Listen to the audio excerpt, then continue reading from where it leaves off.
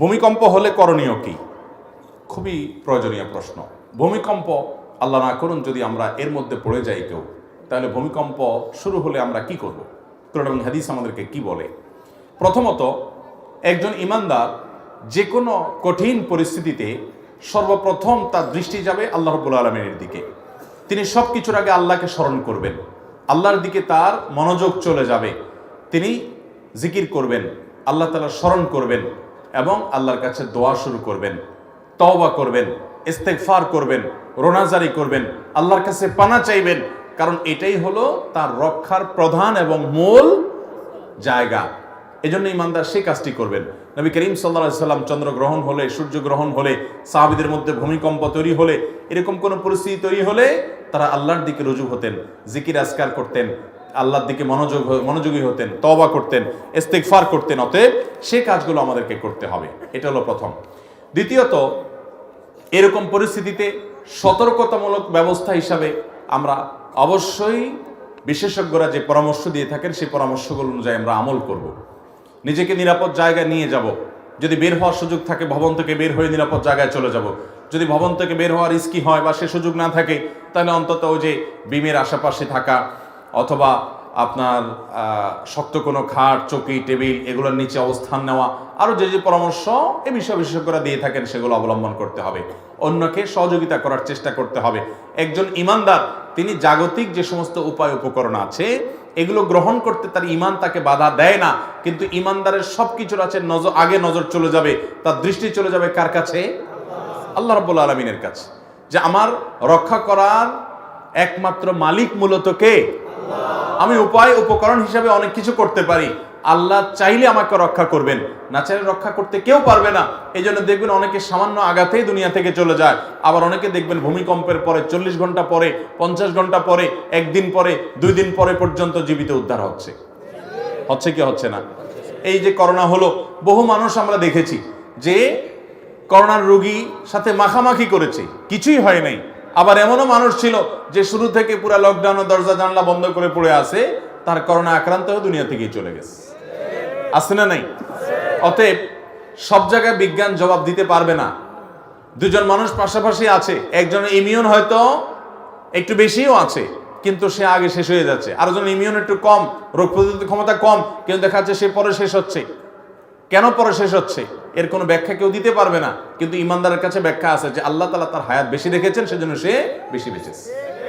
অতএব এরকম কোন আল্লাহ না করুন পরিস্থিতির মুখোমুখি যদি হয়, আজকে তুরস্কে যে ভূমিকম্প হয়েছে, এই ভূমিকম্প যদি আমাদের দেশে ঢাকা শহরে যদি হয়, আজকে তুরস্কে মানুষের লাশ সরাবার এবং অসুস্থ মানুষকে উদ্ধার করবার বা ভবনের নিচে পড়ে থাকা মানুষকে বের করে আনার মতো লোক তো কিছু আছে। আল্লাহ না করুন ঢাকা শহরে যদি এরকম পরিস্থিতি হয়, তাহলে উদ্ধার করার মতো মানুষ, লাশ দাফন করার মতো মানুষও পাওয়া যাবে না, কাঁদার মানুষও পাওয়া যাবে না। আল্লাহ রাব্বুল আলামিন আমাদের পাপের জন্য আমাদেরকে যেন শাস্তি না দেন, আল্লাহ যেন আমাদের প্রতি রহম করেন, আমাদের প্রতি আল্লাহ যেন ইহসান করেন, আমাদের এই গরিব দেশের প্রতি, গরিব সমাজের প্রতি আল্লাহ তাআলা যেন ইহসান করেন, যেন এই বিপদ আমাদের না আসে, এবং তুরস্কের ভাইদেরকে আল্লাহ যেন হেফাজত করেন। তাহলে খোলাসা কথা হলো, আল্লাহ না করুন যদি ভূমিকম্প শুরু হয়, আপনি দৌড়ে গিয়ে নিরাপদ জায়গায় যেতে পারেন। এমনকি আপনি নামাজে আছেন, যদি মনে হয় ভবন ভেঙে পড়তে পারে, বিপদ বেশি আছে, তো আপনি নামাজ ছেড়েও যেতে পারেন, জায়েজ আছে। এটা নিষেধ না, হারাম না যে নামাজ ছাড়া যাবে না। জীবন যদি চলে যাওয়ার আশঙ্কা হয় তাহলে নামাজ ছেড়ে আপনি বাহিরে গিয়ে পরে আপনি নামাজটা পড়ে দিবেন, সেই সুযোগ ইসলামে আছে, কারণ জীবন রক্ষা করার নির্দেশ আল্লাহ তাআলা আমাদেরকে দিয়েছেন। সেই চেষ্টা আমরা করব, কিন্তু ঈমানদারের বিশ্বাস থাকবে যে আমার জীবন রক্ষা করার একমাত্র মালিকই হলেন আল্লাহ তাআলা, বাকি সব উপায় উপকরণ মাধ্যম এগুলো আমি ব্যবহার করার আছে করব, কিন্তু কর্ণওয়ালা জাত মূলত কে? অতএব ঈমানদারের বিশ্বাস হবে সেটি। এই জন্য ভূমিকম্প শুরু হলে ইস্তেগফার, দোয়া, জিকির, সাদাকা, তাসবিহ, সালাত, আল্লাহর দিকে মনোনিবেশ করা, আল্লাহর কাছে আল্লাহর কথা স্মরণ করা এবং আল্লাহর কাছে পানা চাওয়া, এটা হবে ঈমানদারের কাজ। কারণ এটা আয়াতুম মিন আয়াতিল্লাহ, আল্লাহর কুদরত সমূহের মধ্যে থেকে একটি। কিয়ামতের আগে ভূমিকম্প হবে, সেই ভূমিকম্প এই ভূমিকম্পের মতো না। আজকে এই ভূমিকম্প গোটা পৃথিবীর মানুষকে স্তব্ধ করে দিয়েছে, কিন্তু কিয়ামতের আগে যে ভূমিকম্প হবে, আল্লাহ তাআলা বলেছেন যে ইন্না যালজালাতাস সাআতি শাইউন আযীম, কিয়ামতের আগের যে ভূমিকম্প হবে সেটা হবে বিশাল ব্যাপার। তার বিশালত্ব এবং তার ভয়াবহতা কোন পর্যায়ে থাকবে তার জটিলতা কোন পরিস্থিতি মানুষকে নিয়ে যাবে, এবং সে সম্পর্কে আল্লাহ রাব্বুল আলামিন কোরআনে কারীমে বলেছেন, ইয়াউমা তারাউনাহা তাযহালু কুল্লু মুরজিআতিন আম্মা আরদাআত, সেদিন মা তার দুগ্ধপোষ্য শিশুকে দুধদানকারিণী মা ভুলে যাবেন, দুধ পান করছে সন্তানের কথা ভুলে যাবেন পরিস্থিতি দেখে, ভয়াবহতা দেখে। ওয়াতাদা কুল্লু যাতি হামলিন হামলাহা, গর্ভধারণকারিণী মার গর্ভ খালাস হয়ে যাবে, তিনি টেরও পাবেন না ভয়াবহতা দেখে।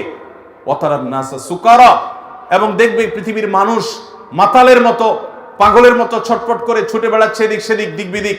ওমা হুম বিসুকারা, কিন্তু তারা প্রকৃত অর্থে কেউ মাতাল নয়। ওয়ালাকিন্না আযাবাল্লাহি শাদীদ, কিন্তু আল্লাহর পাকড়াও বড় কঠোর এবং বড় কঠিন।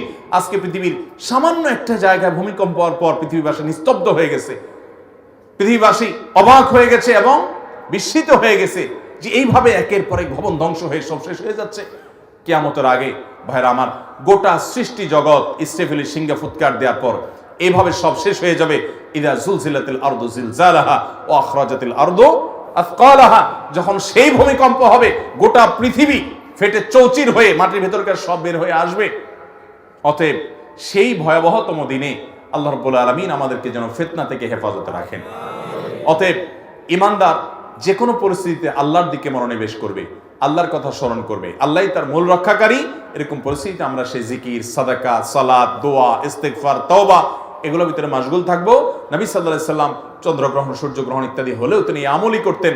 আজকাল তো চন্দ্রগ্রহণ, সূর্যগ্রহণকে আমাদের যুবকরা এনজয় করে, বিভিন্ন ডিভাইস নিয়ে দেখেও করে যায়, ঠিক না ঠিক?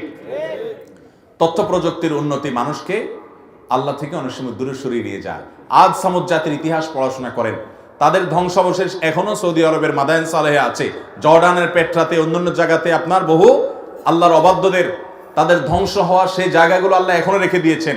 200-400 না, হাজার হাজার বছর আগে ধ্বংস হয়েছে, তাদের এখনো সে নাম নিশানা, তাদের সে আলামতগুলো আল্লাহ এখনো রেখে দিয়েছেন।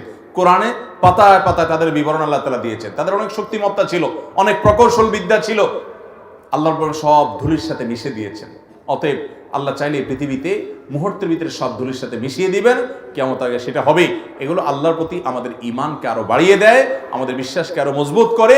কোরআন বলেছে যা, সেগুলোর বাস্তবায়ন আমরা দেখতে পারি। কিয়ামতের আগে নবী সাল্লাল্লাহু আলাইহি ওয়াসাল্লামের ভাষ্য অনুযায়ী ভূমিকম্পের পরিমাণ বাড়বে, গোটা পৃথিবীতে ভূমিকম্প চতুর্দিকে দেখা দিবে, এবং কিয়ামতের ঠিক নিকটবর্তী হয়ে গেলে পূর্বে, পাশ্চাত্যে, মধ্যে 3 জায়গায় 3টা বড় বড় ভূমিধসের ঘটনা ঘটবে।